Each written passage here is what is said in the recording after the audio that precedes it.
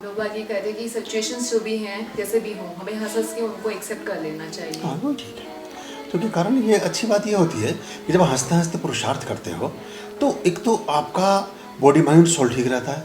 क्योंकि सबसे पहले तो आपकी हेल्थ पे आएगा इसका प्रभाव।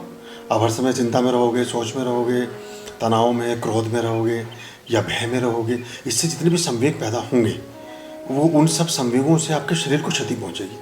उम्र कम होगी आपकी, आपके शरीर की सामर्थ्य कम हो जाएगी। जो इम्यून और क्या है, यही तो इम्यून है।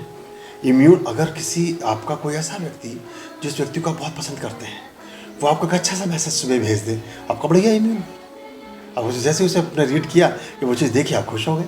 कोई अच्छा सा खिला हुआ फूल देख लिया आपने, बढ़ गया आपका इम्यून। कोई अच्छे से मनपसंद कोई अच्छा इंद्रधनुष देख लिया, बढ़ गया आपका इम्यून। और इम्यून क्या है? ये वो सारी चीज़ें जो हमारे जीवन के लिए अनुकूल हैं। हमारे मन, मस्तिष्क, शरीर, बुद्धि, चेतना, विवेक, ज्ञान, अनुभव, शरीर, आत्मा, इन तमाम चीज़ों को जो सुखकारी हैं, जो इनके अनुकूल हैं, इनके साथ इनको सूट करती हैं, उससे हमारा इम्यून बढ़ जाता है, उससे हमारा मन अच्छा हो जाता है, उससे हमारा शरीर, आपका विचार अच्छा हो जाता है और आपको और अधिक जीवन को जिए जाने की प्रेरणा पैदा हो जाती है। आपको लगता है कि मेरी उम्र तो बहुत लंबी होनी चाहिए, जीवन तो बहुत सुखों से भरा है। और जब इसके विपरीत वो सारी चीज़ें हो जाएं जो इसकी उल्टी हैं, भय हो, क्रोध हो, हिंसा हो, वैमनस्य हो, बैर हो, घृणा हो, और किसी के प्रति नफरत हो और किसी के प्रति बदला लेने की भावना बहुत तेज हो जाए, तो ये सारी चीज़ें आपके क्षीण होने लगेंगी। फिर ना आपका फिर खाने में मन लगेगा, ना आपका फिर किसी चीज़ में मन लगेगा, और फिर आप हर समय एक डिप्रेशन से में रहेंगे। कमरे में भी जाएंगे तो मन करके लाइट भी बुझा के ना कोई किताब पढ़ो, ना कोई म्यूजिक सुनो, ना किसी से बात करो, लाइट भी ऑफ करके, मतलब बिल्कुल आप वो सिकुड़ने लगती है आत्मा। तो मैंने एक अंक में बोला था क्या बहुत इतने सिकुड़ते सिकुड़ते सिकुड़ते सिकुड़ते जब इसकी पराकाष्ठा हो जाती है तो फिर व्यक्ति अपना प्राणांति कर लेता है। तो ये इसकी शुरुआत है, और जितना आनंदकार इसका विस्तार आप करते जाते हो उतना बढ़ता जाता है। तो कोशिश करनी चाहिए। कभी कभी सठे साठ में समाचारित समाज में कुछ ऐसे लोग होते हैं जिनको थोड़ा सा उसी भाषा में कभी कभी थोड़ा सा हल्का सा समझाना पड़ता है, पर वो समझाने का ही हिस्सा होना चाहिए, आपके संस्कार का हिस्सा नहीं बनना चाहिए, आपके सरोकार का, आपकी वे ऑफ लाइफ का पार्ट नहीं बनना चाहिए। वो उतना बस शिक्षा तक ठीक हो। क्योंकि ट्रेनिंग देने में तो आप बहुत सारा काम करते हैं।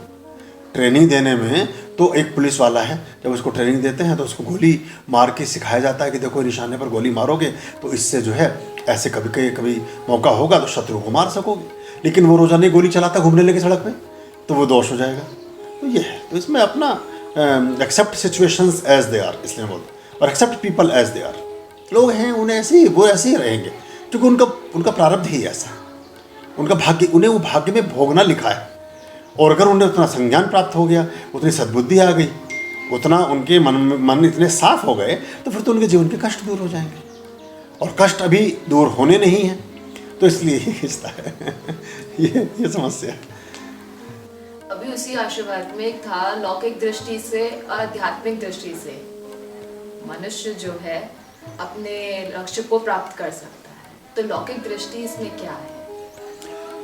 लौकिक दृष्टि, जो हम जिस समाज में रहते हैं, जिस जीवन को जी रहे हैं और जिस तरह के हमारी सामाजिक व्यवस्थाएं बनी हुई हैं, उनमें अगर हम आध्यात्मिकता का पुट रखें, उनमें ईश्वरीय तत्वों का समावेश कर लें, इस लोक में जिस जगत में हम हैं, तो लौकिक कहते हैं इस जगत से जुड़ा हुआ, तो इस लोक में जितनी चीज़ें हैं उन चीज़ों में हम अपने सत्य को, अपने सत्य को, सत्य अलग चीज़ है और सत्य अलग चीज़ है, अपने सत्य और सत्य, इन दोनों का एक संतुलन रखें। और बड़ी से बड़ी परीक्षा में, बड़े से बड़े इम्तहान में भी अपना जो मानदंड है, अपनी जो गरिमा है, अपना जो गौरव है, अपना जो एक व्यक्ति का अपना स्वभाव है, उसको संरक्षित रखते हुए भी उन समस्याओं का उन्मूलन करें, तो आप धीरे धीरे धीरे धीरे आध्यात्मिक पथ पर ही जा रहे होते, क्योंकि फिर आपसे जो भी होगा ठीक ही होगा। अब भगवान श्री राम ने एक भी सेकंड नहीं लगाया व्यक्ति को वध करने में, लेकिन किसका? जो राक्षस था, जो गलत था, जिसके सारे कृत्य, जिसके सारे काम समाज के लिए खतरा थे, आने वाली पीढ़ियों के लिए खतरनाक थे, उस समय लोगों के अस्तित्व के लिए खतरा थे, ये काम श्री कृष्ण जी ने किया। तो ये है तो अध्यात्म का ही पथ, लेकिन उसमें इतने बड़े डिसीजन भी कभी कभी लेने पड़ते हैं। वो युग एक अलग था तो उस तरह से वो चीज़ें नहीं। तो ये मानवीय प्रवृत्तियां हैं और मनुष्य सदा सर्वदा इसी तरह की वैरायटी में पैदा होता रहेगा, ये कभी खत्म नहीं हो सकता है। अगर ये खत्म हो, ये तो सतयुग में भी था, ये तो त्रेता में भी था, ये तो द्वापर में भी था, ये तो कलयुग में तो और ज्यादा मिलेगा आपको। अब सतयुग में कोई व्यक्ति जिसके पास 500 रुपया नहीं है, 1000 रुपया नहीं है, और वह व्यक्ति भरे चौराहे पर खड़ा होकर धर्मार्थ लोग, वो तो सब धर्म के प्रेमी लोग ही तो थे, अच्छे सज्जन लोगों के बीच चौपाल पर खड़ा होकर अपनी स्त्री और अपने बच्चे को नीलाम करता है सिर्फ पैसे के लिए। और जिनकी गांठ में पैसा है वो अपनी गांठ से अपने पॉकेट से पैसा नहीं निकालना चाहते और उस स्त्री को भी खरीद लेते हैं, उसके बेटे को भी खरीद लेते हैं और अंत में उस राजा को भी खरीद लेते हैं। सत्यवादी राजा हरिश्चंद्र, बनारस की घटना है। तो ये तो फिर सतयुग में भी थे, ऐसे लोग थे, और उनकी किस तरह की सिचुएशन और कैसी कैसी परिस्थितियां उस समय रही, लेकिन वो अपने धर्म, जो उस समय उनका कर्तव्य था और जो कर्तव्य की सत्यनिष्ठा थी, धर्म और कुछ नहीं है। धर्म है जो कार्य आप कर रहे हैं।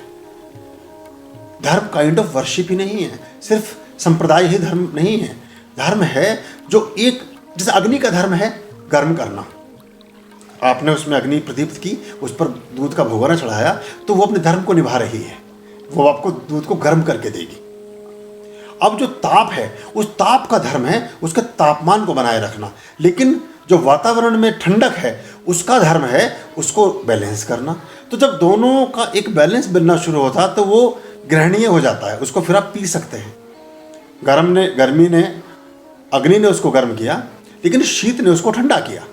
तो जब वो एक बैलेंस पे आ गया, जब वो ईटेबल, जब वो ड्रिंकेबल हो गया, तब आप उसको ग्रहण कर लेते हैं। अगर खोलता हुआ पिएंगे तो आपका मुंह जल जाएगा, और बिल्कुल चिल्ड पी लेंगे तो वो डाइजेस्ट नहीं होगा, अगर कच्चा ही पी लेंगे। ये ऐसे ही संतुलन है जीवन में धर्म का भी, कि बिल्कुल ही कोरे निरे मिट्टी के माधो रह जाएंगे तो भी परमात्मा आपको पसंद नहीं करेंगे, और बिल्कुल ही ऐसे 24 घंटे बहुत आवेग में ही चले जाएंगे और एक आडंबर ही ओढ़ लेंगे हर समय, और कुछ भी करते रहेंगे और दिखावे के लिए आप भगवान का नाम जपते रहेंगे, तो वो 99 डिग्री का दूध है, वही भगवान नहीं पिएंगे उसको। और अगर कच्चा दूध है तो वो भी ड्रिंकेबल, वो भी ईटेबल नहीं है, वो भी ग्रहणीय नहीं है, उसे भी एक्सेप्ट नहीं करेंगे। संतुलन, मच्छिम निकाय जो बुद्ध ने कहा, मध्य मार्ग। तो ये मध्य मार्ग, चाहे उपासना है, चाहे पूजा है, चाहे योग है, चाहे धर्म है, चाहे कर्म है, कुछ भी है, जब आप इसमें मच्छिम निकाय, जब आप मध्य मार्ग को चुनते हैं तो आपका जीवन संतुलन में रहता है। अति का भला न बोलना, अति की भली न चुप, अति का भला न बरसना और अति की भली न धूप।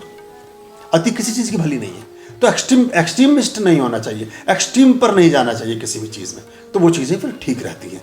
ये जो आपने अध्यात्म की बात कही और जो आपने लौकिक जगत में कर्मों की बात कही, उसका अभिप्राय यही है। क्लियर? खुश रहिए।